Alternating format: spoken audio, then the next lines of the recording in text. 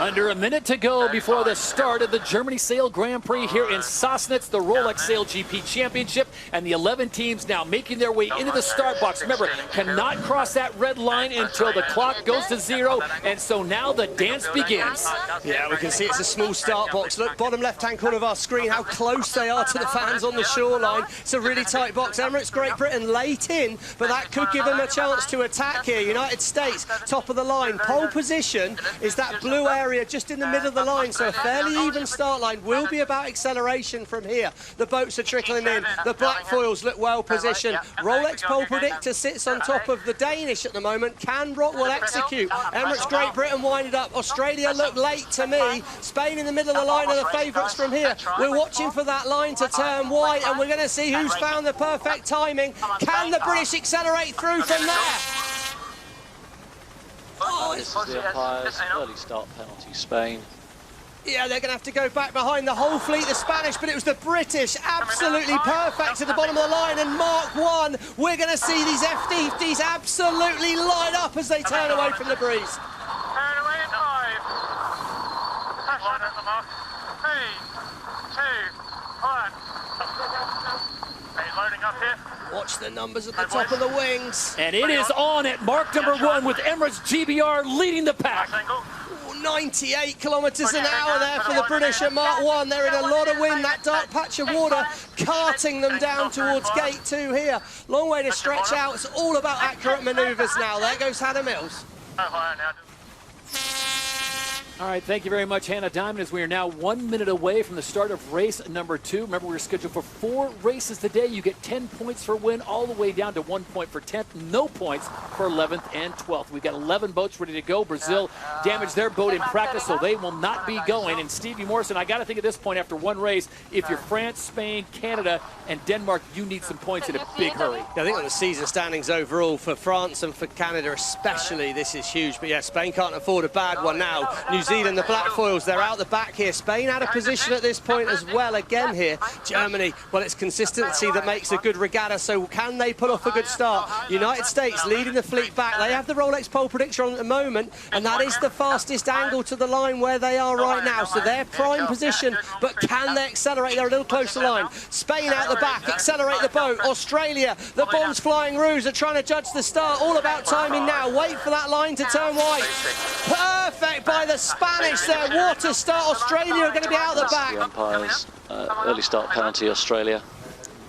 Brilliant by the Spanish there. What a start. They're going to be so fast into Mark 1, and it's going to be ROCKWOOL Denmark chasing them down with a faster angle. But again, we've got big breeze coming for Mark 1.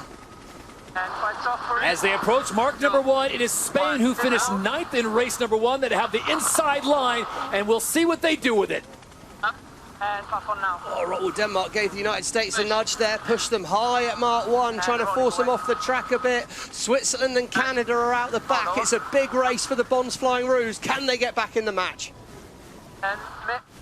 So they get themselves in, Stevie. We've seen a couple different strategies. We've seen people come into the start box late. We've seen people come in early and try to control the pace. For my money, it seems like if you get in the back, well, you keep your fingers crossed that there's going to be an opening in Moses and they're going to part the Red Sea and you're going to find a way to mark number 1. Yeah, I mean, it's hard, isn't it? It's hard to control where the opposition are going to go. I think if you come back sort of leading, you've got the best chance of a consistent start. If you're out the back early, France, Spain at the moment, you might get a shot at the bottom of the line. You might get a gap, but might is not necessarily a great word to have in a consistent strategy. We can see there, right-hand side of the screens where the start line is. Spain are up and foiling already out the back on the foils, trying to find a gap. There will be a gap for them below Australia if they're quick and if they can block the British team. It's all about acceleration here. Black foils, middle of the line, well positioned. Canada, middle of the line, well positioned. We're watching for that line to turn white, and it's all going to be about acceleration here. ROCKWOOL Denmark minded up. They're going to be bang on time. Here we go. Beautiful by ROCKWOOL Denmark, so fast. Emirates, Great Britain again find a gap at the bottom of the line, but they won't have as fast an angle to Mark 1 as the Danes. Hey, little soft, okay, big puff on in 3. Big gust coming at Mark 1 here, Todd. Watch the speeds at the top of the mast. 4, 3, 2, 1, bearing away. And at mark number 1, it is ROCKWOOL Denmark as they get the whole shot and they go over 103. Oh, what a moment. Fastest speed in SailGP ever. USA goes triple digits as well. They'd have been loose as a goose round there, Todd. Now, can they settle things up again? Try and set up for this next maneuver. Crucial here. That was cool. Triple digits is cool indeed. You have to go back to season 3, day 1 of Saint-Tropez. France had the official speed mark at 99.97s. No more. It now belongs to ROCKWOOL Denmark. 1 minute to go before the start of the 4th and final race here on day number 1 in Sassnitz. Remember, it's the 18-meter wing. We haven't had that for a while, Hannah. Plus, we also got the T-foils, and we've got a lot of wind, so a lot at play. Yeah, that's right. Perfect configuration on a perfect sailing day here in Sassnitz. And they're all lining up for their last start of the day, taking what they've learned from the races before. Crucial here. New Zealand have found an awful lot of speed. I'll be quite interested to know how the grinders are feeling right now. Fitness is going to really become a huge part of this race. And the black foils have got a lot of space. Bottom of our screen, upwind end of the start line here. They're going to have a very, very fast angle to Mark 1 if they can judge the start. The whole fleet's lined up well away. Burling's going to try a slingshot special here. Favoured positions, middle of the line. Rolex pole predictor sits on board the French at the moment. But here we go. New Zealand winded up top of the line. We're looking for that line to turn white. 5 seconds to go. Australia well positioned. Here come the black foils up and foiling, but they look a little late. It's go time at the start. Black foils are fast, but on the inside it's Australia. Oh my word, the black foils have found space, found speed. Watch them go. Ooh, look at this. We're going to be pushing for another record at Mark 1 again here, Todd. The black foils have got a fast angle. Burling has judged it, pulled a rabbit from a hat, and they're going to be lit up round Mark number 1. Lots of breeze, good angle, big lead for the black foils. Watch the numbers continue to climb at mark number 1. Just under triple digits. Oh, Burling went for the race win there. He kept himself deep in the gust. He didn't push the speed too hard, but it's the black foils, the Rouge, and the French that lead away here at mark number 1. Great Britain were way out the back at the start of this race, so that's huge. Look at them, 11th position. United States, they've had a perfect, really good day until now, but they're in the pack, so tricky. Canada move away, but the black foils from here are well set, Hannah, and they're going to have an easy run into gate 2, aren't they? As they make their way into a very small start box, Stevie, this is a little bit different than yesterday, so tight quarters. Yeah, this is going to be a really tricky racetrack, and I think if anyone at home's ever played Super Mario Kart, this is going to be Super Mario Kart, but with Mother Nature deciding who gets the rockets and who gets the banana skins. So there's a lot of action going to happen out here. This race will not be over till it's over. Judging the start's going to be really difficult. You could have 800 horsepower or you could have 300 horsepower when it comes, depending on the wind. Right now it's light in the box. Those boats out the back could be struggling. Yeah, look for New Zealand to cut the corner here. It's really light. Boats are going to be slow. New Zealand, Burling, cuts the corner. The Aussies, the Rouge, they're struggling at the bottom of the line. Pole predictors with the Germans. They've managed to get on a hull. Who can get these boats flying? 15 seconds to go. Emirates, Great Britain and France are trying to thread the needle. Delapierre might save this one at the bottom of the line. I like where Delapierre is right now. Rolex pole predictor still on board North Star. Look for the line to turn white. Brilliant by the French, and they're foiling. They're going to be gone at mark 1 at the moment. Can any of the other boats get up and going and chase them down? North Star are foiling. Top of the Tyne, Italy are foiling as well, as are the Swiss. It's going to be a big drag race for the French here.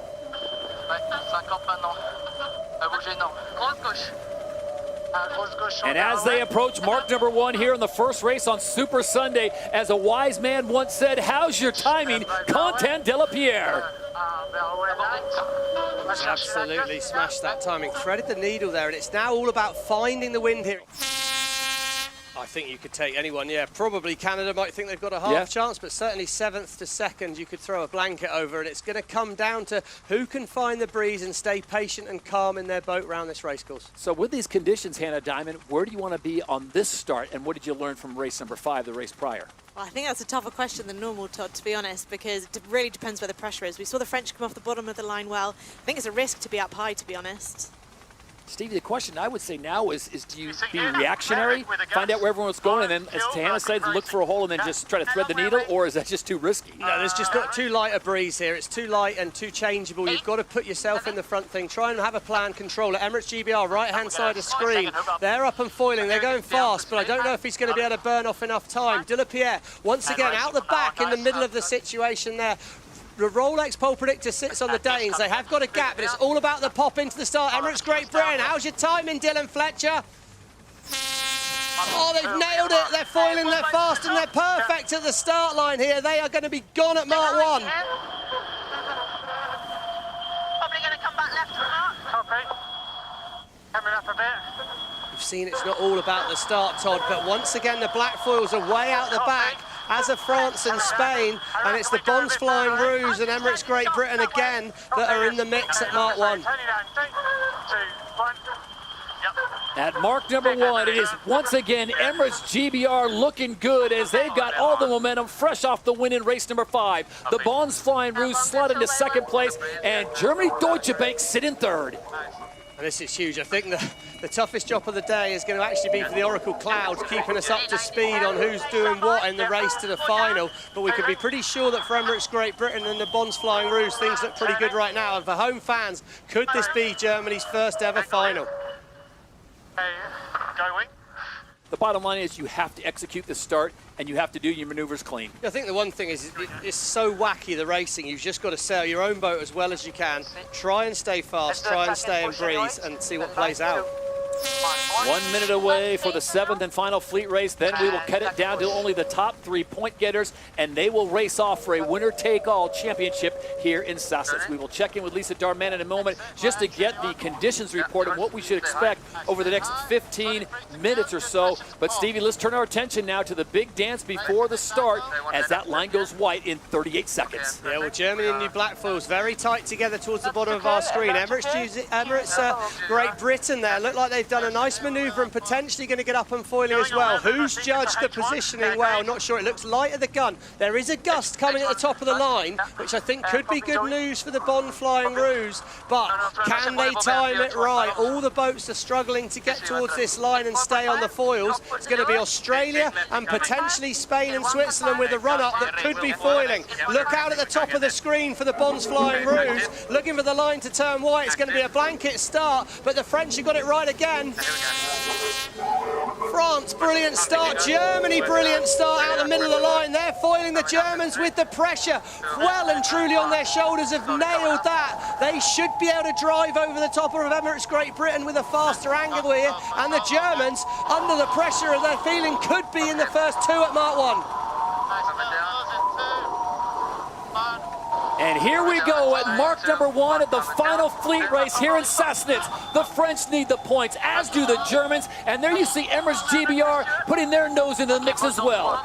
Everyone needs the points here, Todd. It's right of way with the Germans at the moment. We're on board France. 1 minute to go before the event final. Remember, Emirates GBR had their boat damaged last night. It looked like they wouldn't be sailing today, and here they are in the event final. Quentin de La Pierre and the French Stevie, they had a bib moment where he goes over the wheel, through the wheel on Friday. They're in the final, and of course, the perennial favorites, the Bonds Flying Rouge and Tom Slingsby. Yeah, you give it to any of them. They've all sailed great. They all deserve to be here. And I think the start will be more important than in the other fleet races. Now there's more space on the course and more of the boats can make their own decision. Emirates Great Britain and Australia, well, they're in a tight fight. Australia now struggling there. The Bonds Flying Rouge have got to do some serious work. We've got some tricky manoeuvres to come here. I like where the French are in space, though. De La Pierre's been starting well. He has the Rolex pole predictor on him, and he's looking good here as we come in towards the start line. Pole position towards the spot where Emirates Great Britain are, but it's all about acceleration. Bonds Flying Rouge is going to need a comeback. Look for that line to turn white. Fletcher's going to get it right here.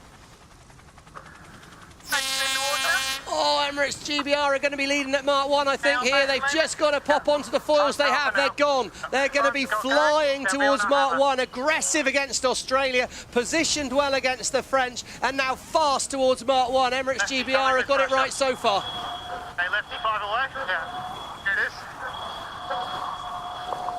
And as they approach mark number 1, the question is, how much distance can Emirates GBR put between themselves, the French, and the Bonds Flying Rouge? The race for the title is on here in Sassnitz.